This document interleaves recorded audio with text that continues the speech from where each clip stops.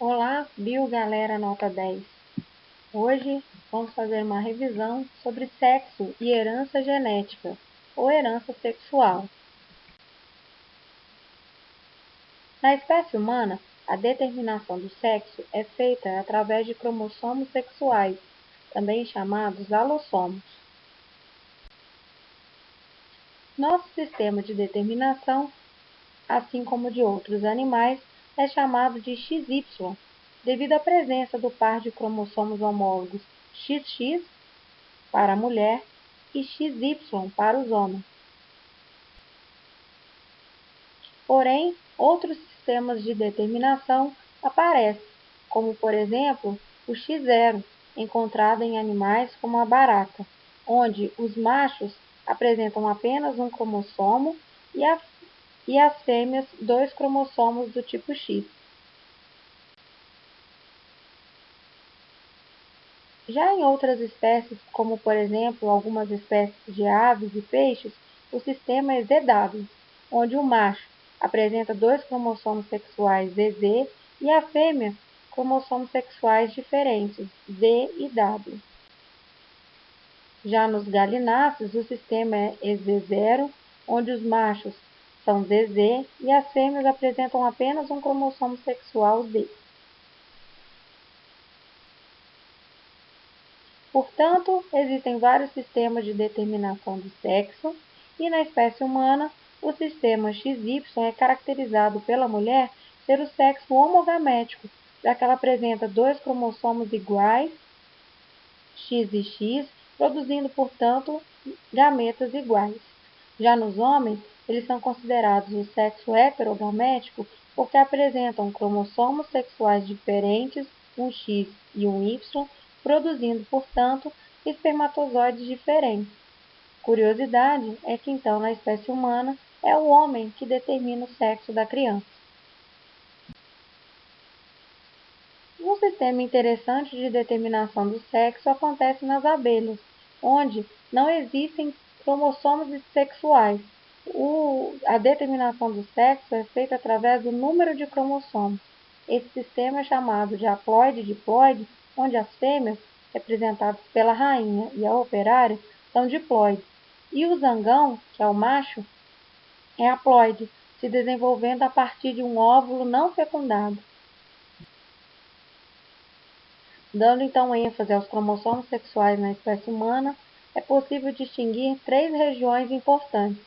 Uma região chamada de homóloga, uma região que existe correspondência entre os genes do cromossomo X e Y.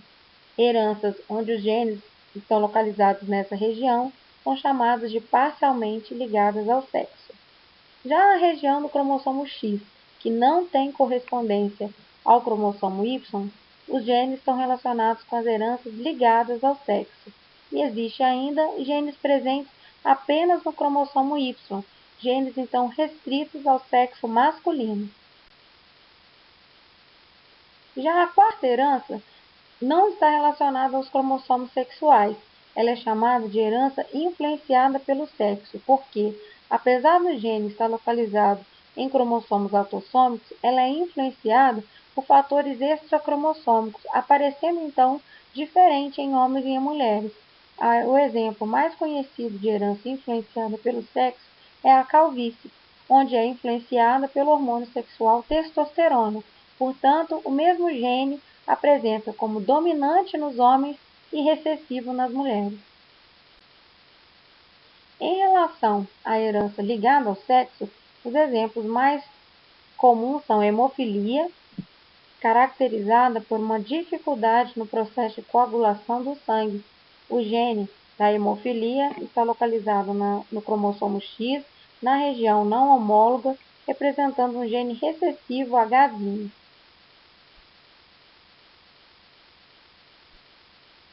O outro exemplo de herança ligada ao sexo é o daltonismo, caracterizado por uma dificuldade de distinguir certas cores, como por exemplo o verde e o vermelho.